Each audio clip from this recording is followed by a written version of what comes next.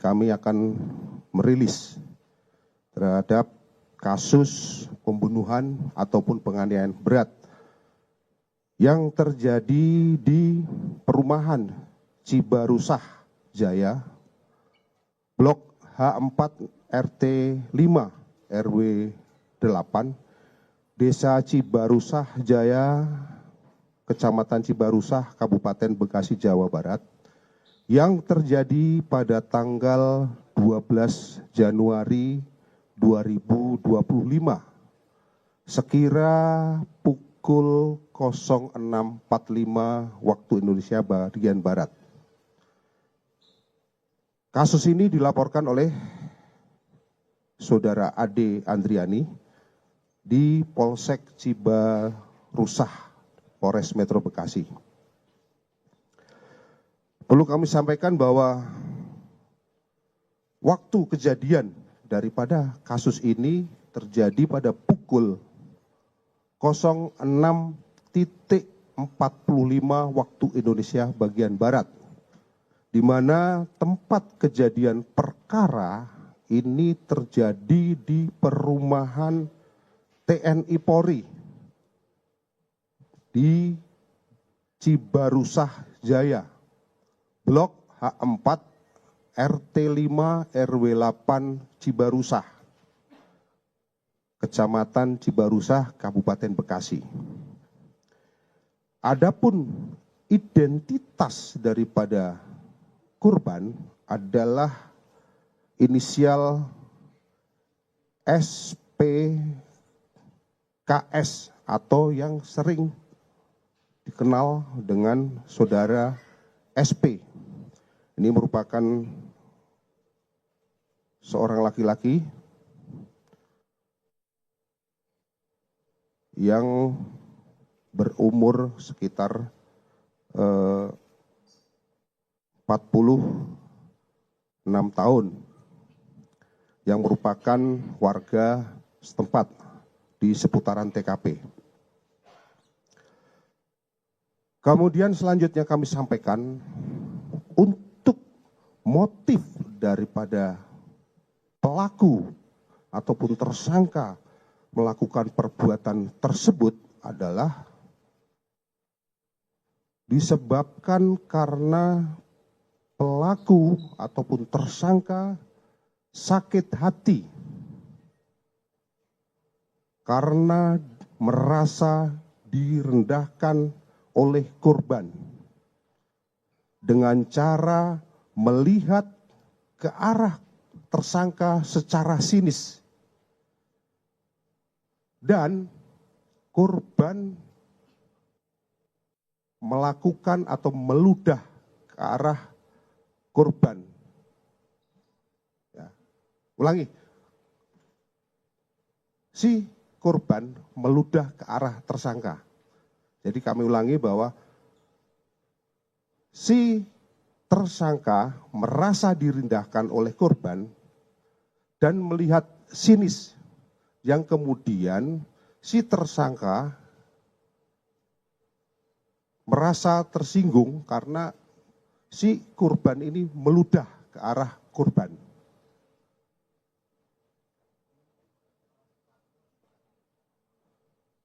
Saya ulangi lagi, ya. Hal ini motifnya adalah si tersangka merasa direndahkan oleh korban dengan cara korban melihat secara sinis ke arah pelaku.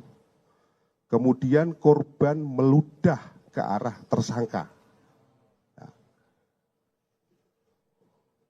Selanjutnya, modus operandi daripada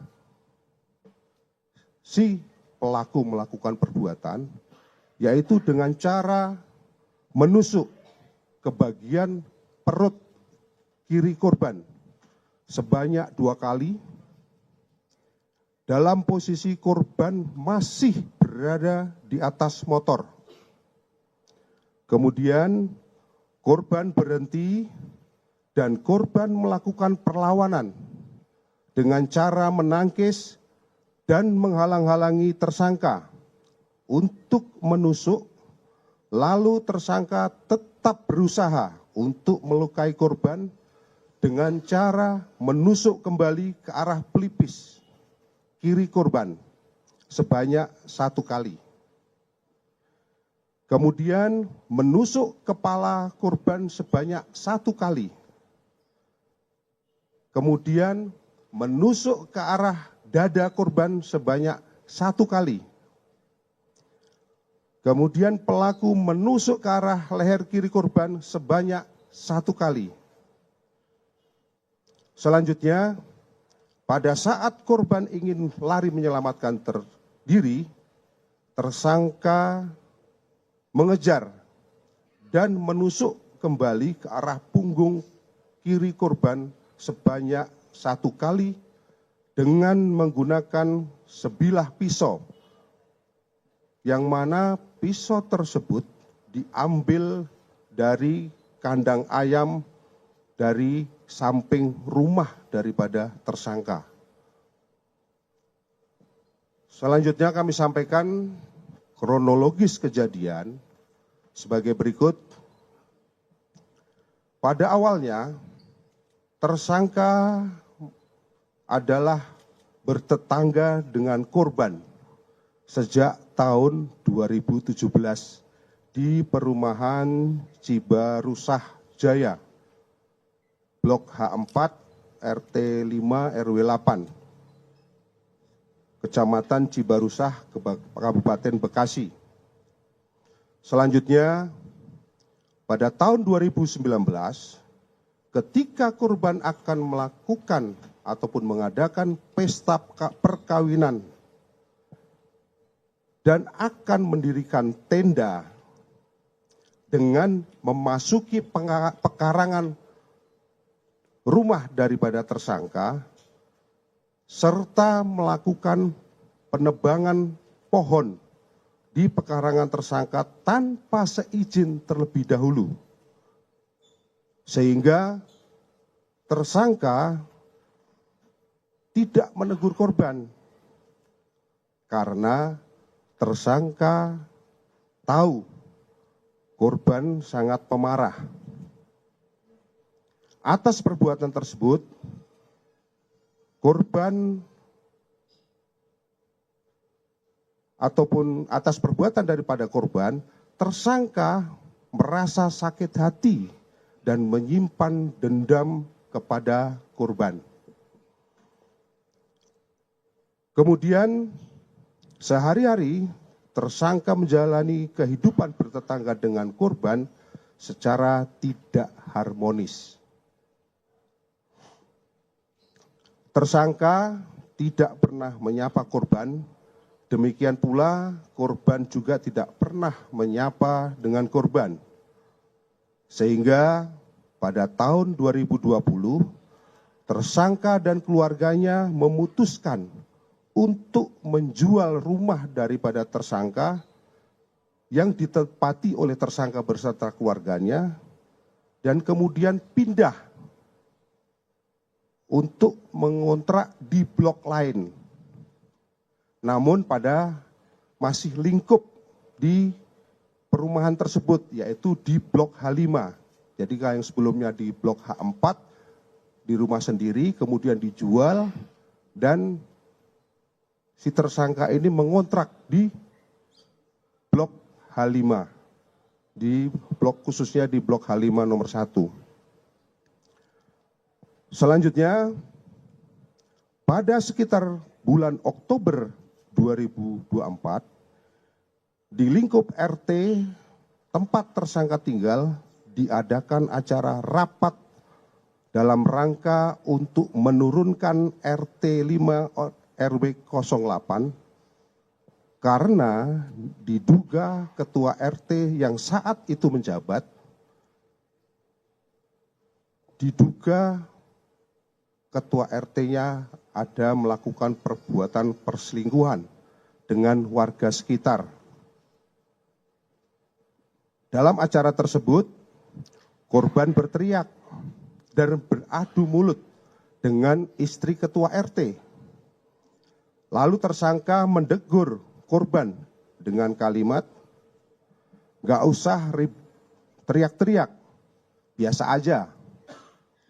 Namun korban melototi tersangka dan berkata kepada tersangka dengan kalimat, "Lu bukan warga sini, nggak usah ikut-ikutan." Mendengar ucapan korban, tersangka diam dan mencoba untuk menenangkan diri. Namun dalam hati tersangka menambah dendam yang selama ini tersangka pendam terhadap korban. Kemudian keesokan harinya setelah rapat penurunan RT tersebut, istri tersangka atas nama saudara Y disomasi oleh korban melalui pesan WhatsApp yang berisi tuduhan bahwa tersangka ingin menyerang korban pada saat rapat. Mendengar informasi dari istri tersangka tersebut, tersangka tidak menanggapi, namun menambah rasa benci terhadap tersangka terhadap korban.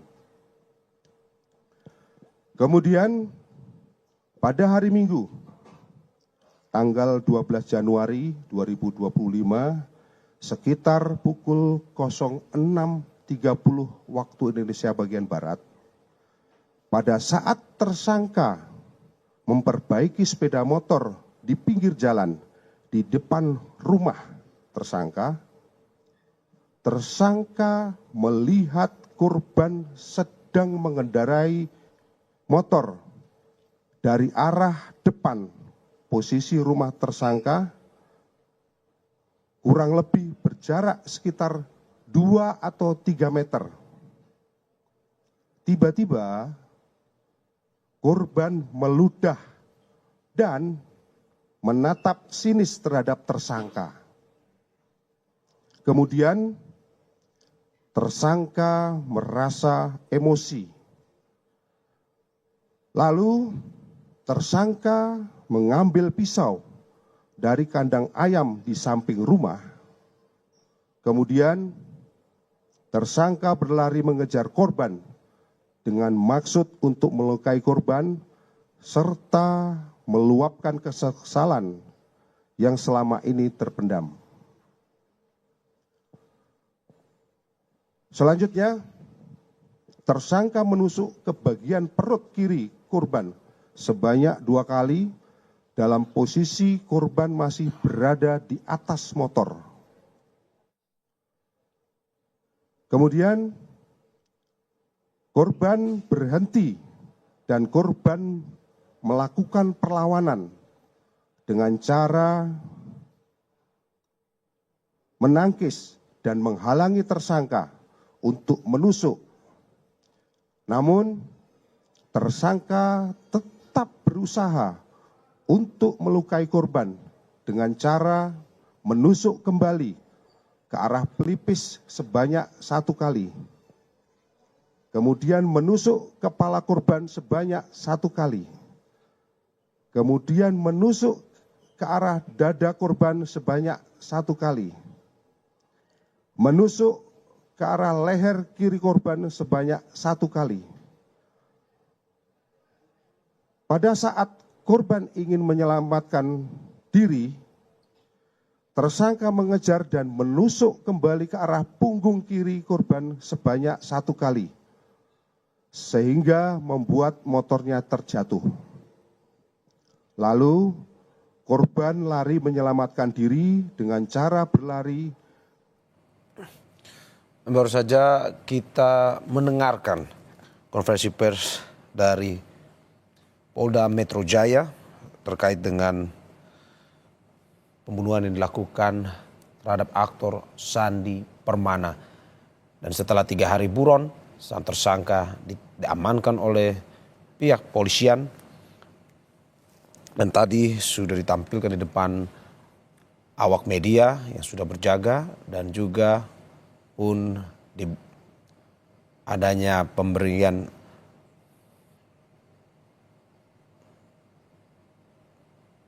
konferensi pers dan kita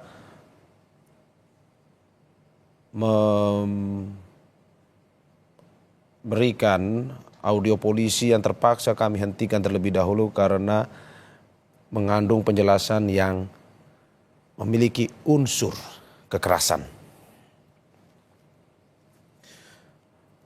Dari yang disampaikan, tadi ada Kombes Ari, Kabid Humas Polda Metro Jaya, dan juga Kombes Wira Satya di Reskrimum Polda Metro Jaya, di mana dari yang disampaikan oleh Kombes Wira Satya Triputra ada 3 bagian yang disampaikan, yakni terkait dengan motif, modus operandi, dan juga kronologis kejadian. Dari motif bahwa kejadian ini terjadi, kasus ini terjadi karena tersangka merasa tidak diindahkan oleh korban. Dan juga dalam kronologis kejadian bahwa memang tersangka digambarkan memiliki dendam yang sudah dipendam sejak lama, sejak tahun 2019 kepada korban. Di mana terjadi dari cerita yang disampaikan dalam kronologis tersebut, terjadi beberapa kejadian antara baik secara langsung maupun tidak langsung, antara tersangka dan juga korban yang terjadi sejak tahun 2019 hingga tahun 2025, di mana dalam kejadian yang berlangsung tersebut sang tersangka yang bercekcok dengan sang korban terus terjadi dan membuat tersangka menyimpan rasa dendam, sehingga pada akhirnya seperti yang dijelaskan oleh pihak kepolisian pada tanggal 12 Januari 2025 pagi, kejadian atau kasus tersebut terjadi dilakukan oleh sang tersangka kepada korban dengan cara melukai korban. Itu adalah pernyataan yang disampaikan oleh pihak kepolisian, tepatnya Kombes Wira Satya Triputra di Reskrimum Polda Metro Jaya.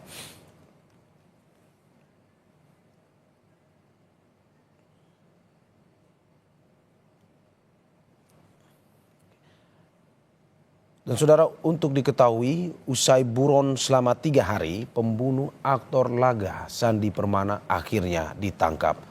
Pelaku Nanang Iriawan alias Gimbal ditangkap di tempat persembunyiannya di wilayah Karawang, Jawa Barat. Untuk mengelabui petugas, pelaku sempat mengganti penampilan dengan memotong rambutnya. Polisi pun menyita barang bukti senjata tajam yang digunakan pelaku untuk membunuh korban. Barang bukti itu sebelumnya dibuang pelaku ke selokan.